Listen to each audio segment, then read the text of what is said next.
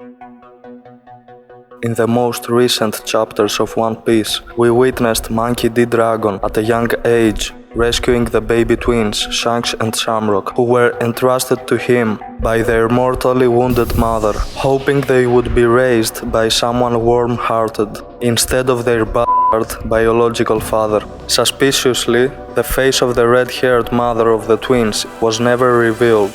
This, combined with the fact that her island of origin was that of God Valley, has sparked various theories. As we've learned, God Valley is home to the remaining descendants of the clan of the legendary pirate Davy D. Jones, ancestor of Rox Dizzy Beck, who was actually also named Davy, a fact he concealed due to that bloodline being hunted by the world government. Therefore, it's possible the mother of the twins was also a member of the Davy family.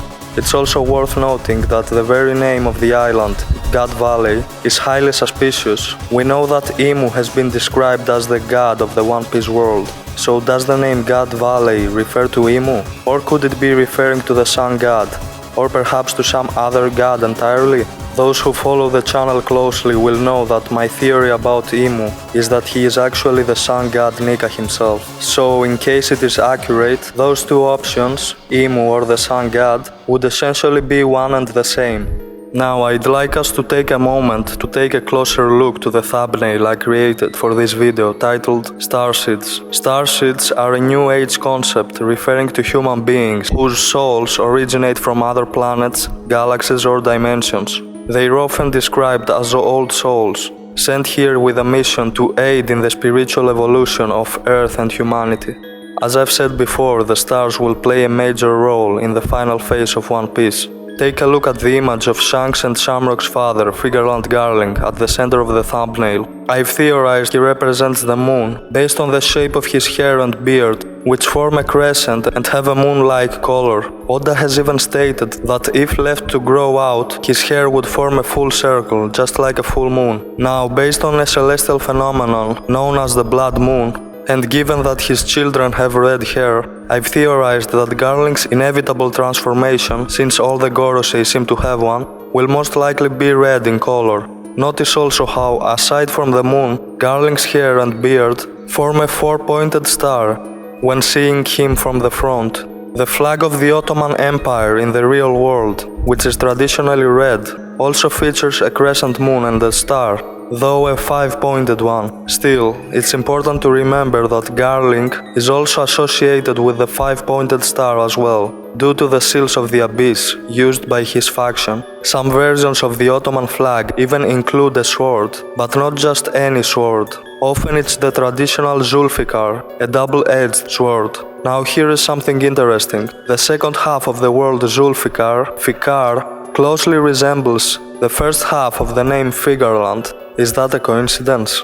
In some depictions, instead of the Zulfikar, we get two swords instead of one. I believe this, along with the sword's split blade design, inspired the concept of Garling's two swordsman's sons. The red color of the Ottoman flag further reinforces the idea that Garling's transformation will be red, most likely taking the form of some kind of demonic entity, which brings me to one more element in the thumbnail. Darth Maul from Star Wars. Darth Maul is a character with demonic features and a red face.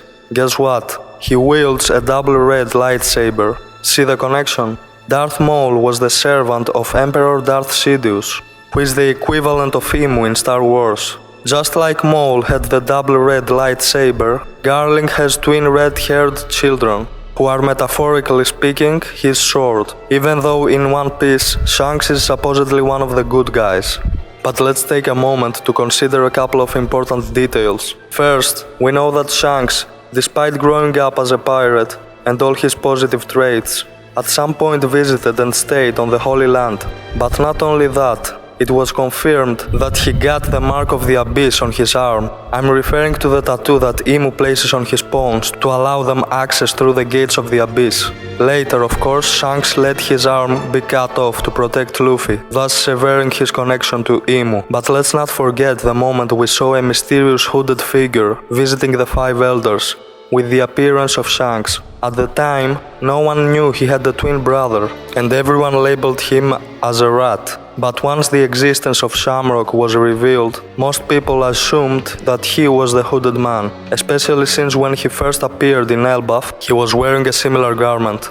But here's the thing, nothing actually proves that it wasn't Shanks himself in that meeting. In fact, the way the elders received him seemed rather strange for one of their own people. And as you can imagine, Shamrock would be a superstar in the Holy Land, just like Garling was. So why would he bother covering up, unless he's tired of the fun girls, but I don't think that's the case here. Here is an interesting fact. The anchor is a symbolic emblem in One Piece. It's part of the series logo, and Luffy wore a shirt with an anchor on it as a child. Now, the word anchor contains a part called the shank, whose role is to balance the anchor. That seems to be Shanks' exact role in the world of One Piece. To maintain balance and prevent the Great War from erupting before the arrival of the true Chosen One, who is of course Luffy. That mysterious hooded figure also brings us to another element of the thumbnail, Anakin Skywalker, another iconic Star Wars character. When we first saw Shamrock, I was almost expecting him to pull out a red lightsaber, as his resemblance to Anakin when he turned to the dark side is striking. Anakin Skywalker was originally a chosen one of the light, who ended up becoming one of the greatest villains, Darth Vader. Notice how both baby Shanks and Shamrock appear sweet and kind-hearted. But as we've seen before, light and darkness often grow from the same seed. Let's also not forget that Star Wars literally means War of the Stars.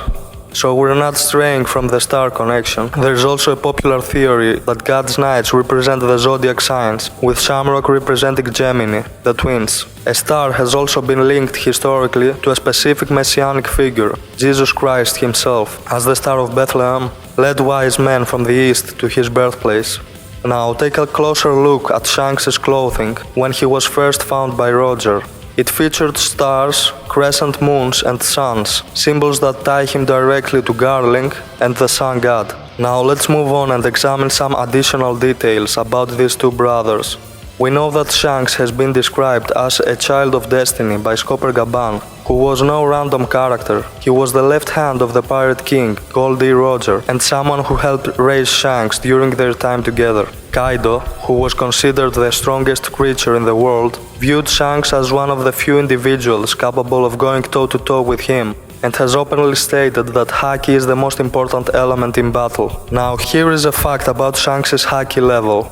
When the ancient robot Emmet unlocked the knot where Joy Boy had sealed his strongest haki, that burst was so powerful it sent the five elders flying. In that moment, the giant Dory turned to Brogy and asked if he thought Joy Boy's haki could really be stronger than Shanks, whom they both know well. That implies something very interesting. Even if Joy Boy's haki was stronger, the difference was so slight that a warrior like Dory couldn't be sure. And remember, Joy Boy is considered the strongest figure, second only possibly to Imu. Now, assuming Shanks actually defeated Loki, which is not 100% confirmed yet, but if it's true, then in my opinion Shanks could have also taken down Kaido. That's because Loki seems like a version of Kaido that's one step above in every regard. The only reason Loki isn't the one regarded as the strongest creature of the world is because of his career ending early, after he was captured by the red-haired monster himself.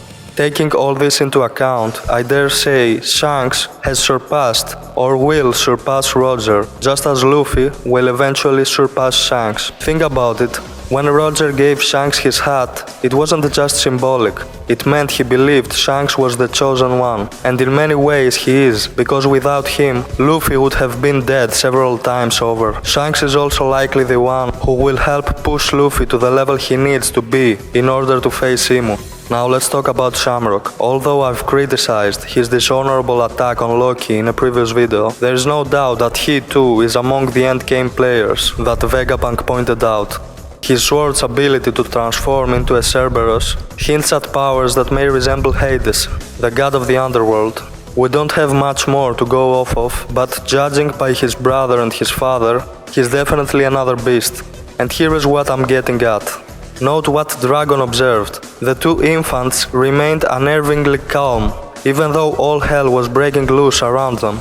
A few chapters ago, we saw another infant character, albeit gigantic, Loki himself. He performed the unthinkable. He climbed back up from the bottom of Elbaph to the castle where his mother had literally thrown him off of, slaying at least one of the beasts that roamed down there, all as a newborn. Now, both Figarland twins have drawn Loki's attention in the present. So if they were able to even challenge, let alone defeat someone like him, doesn't it make sense that they were also monsters from birth? Sure, you could argue that they got stronger over time, but here's my theory. I'm convinced that the Figarland twins will display overwhelming power in God Valley, a show of strength that will mark them as forces to be reckoned with for the rest of the story. And let's be honest, that is inevitable either way. That's all for now. Take care and stay tuned for more.